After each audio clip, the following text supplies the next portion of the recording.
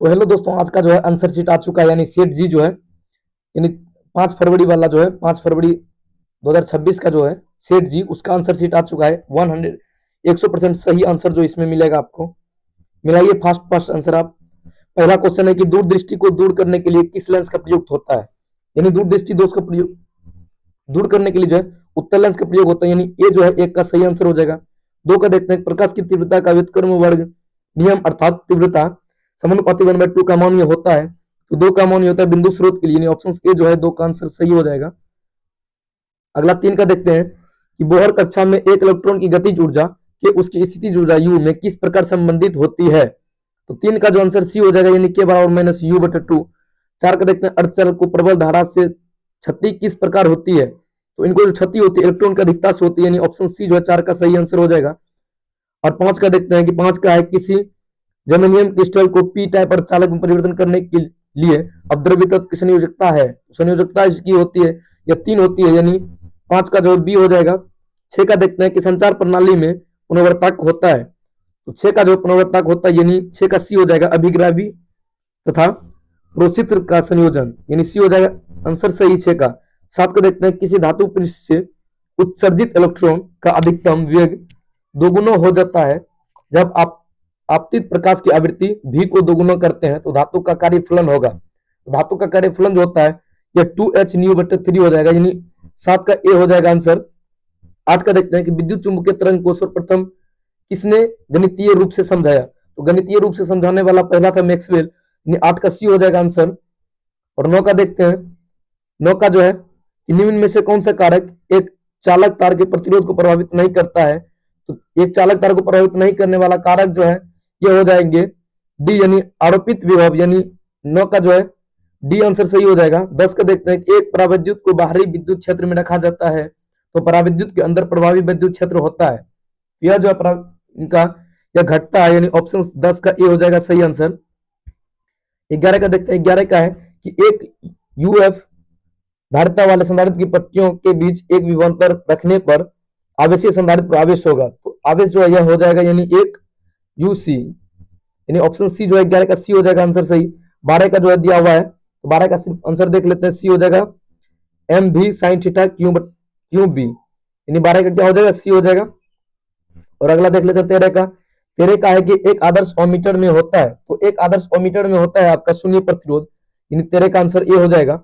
और 14 का देखते हैं कि टेलीविजन के रिमोट कंट्रोल में उपयोग होती है। तो टेलीविजन के रिमोट कंट्रोल में अवरक्त तरंगे होती है उपयोग, यानी 14 का ए हो जाएगा आंसर।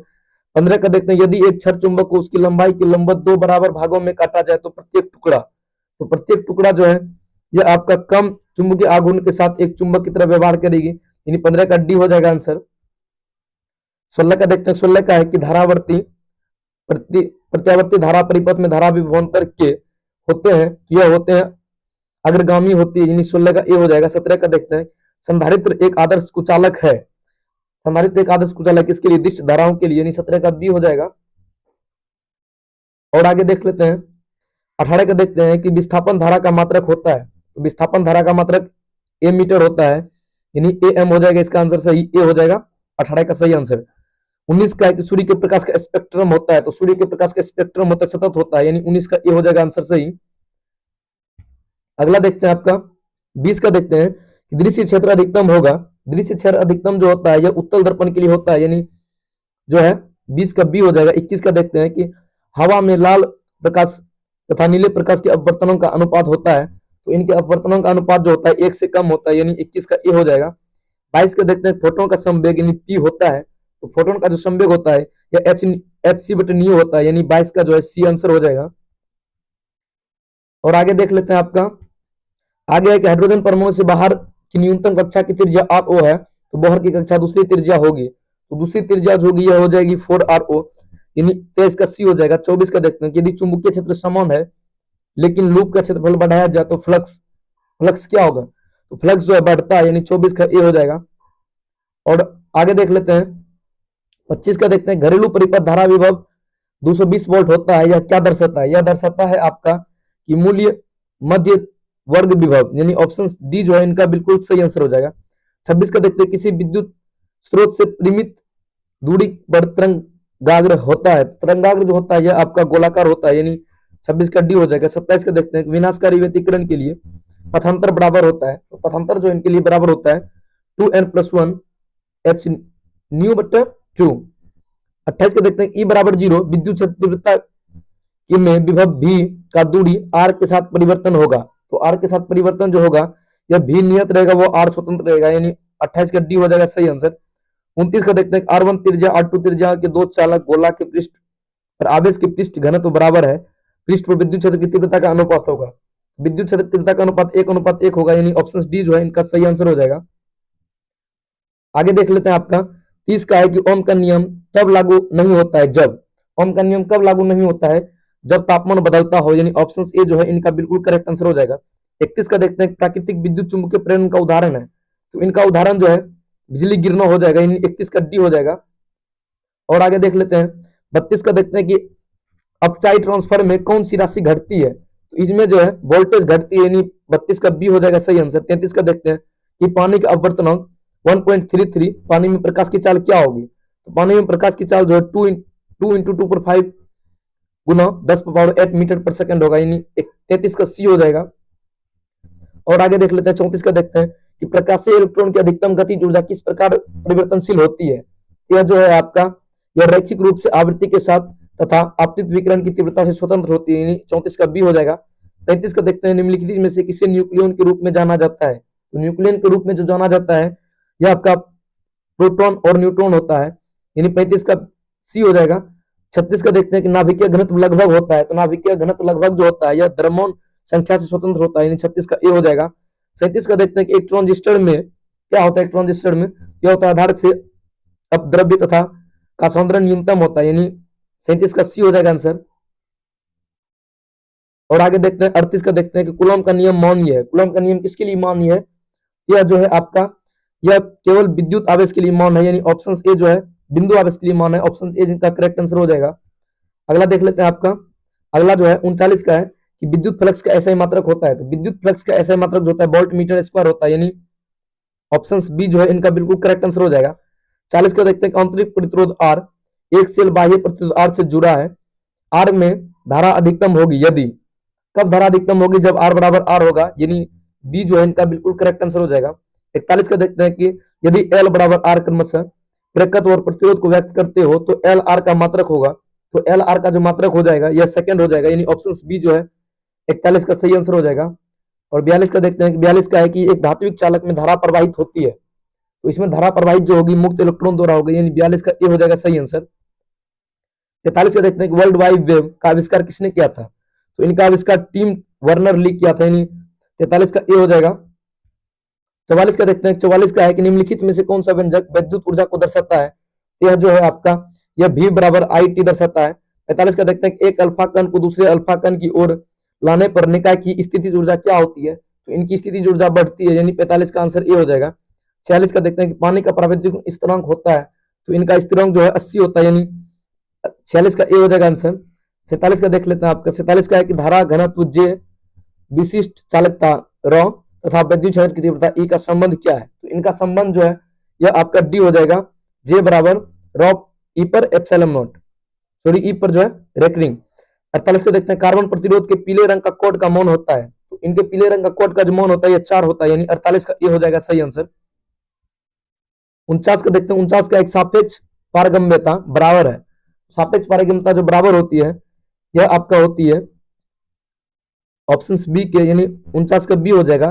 50 का देखते हैं, इनकी जो है ये दिया हुआ राशि इनकी बीमाओं होगी जो, इनकी बीमाओं वही होगी जो ये पर दिया हुआ है, कुछ ऑप्शंस इसमें हो जाएगा ऊर्जा घनत्व की होगी, जो ऊर्जा घनत्व की होगी वही इसकी बीमा होगी, यानी 50 का जो ये आंसर होगा। 51 का देखते हैं, निकेल है, निकेल क्या है, तो निकेल जो है ये एक लौह चुंबकत्व है, यानी 51 का सी आंसर हो जाएगा सही। और आगे देख लेते हैं 52 का देखते हैं, 52 में अर्ध तरंग दृष्टिकाली में यदि निवेशी आवृत्ति 50 हर्ट्ज है तो निर्गम आवृत्ति होगी, लेकिन निर्गम आवृत्ति जो होती है यह 50 हर्ट्ज हो जाएगी, यानी 52 का डी हो जाएगा। 53 का देखते हैं, 1 मिलीग्राम द्रव्यमान क्षति में कितने जूल ऊर्जा मुक्त होगी, इनमें जो है यह 9 × 10⁻10 जूल ऊर्जा मुक्त होगी। अगला देख लेते हैं 54 वाला कि 49 वोल्ट और 64 वोल्ट में त्वरित 2 इलेक्ट्रॉन से जुड़े डी ब्रॉगली तरंगदैर्घ्य का अनुपात है, तो इनका अनुपात जो होता है यह आपका 8/7 हो जाएगा, यानी 54 का डी हो जाएगा आंसर।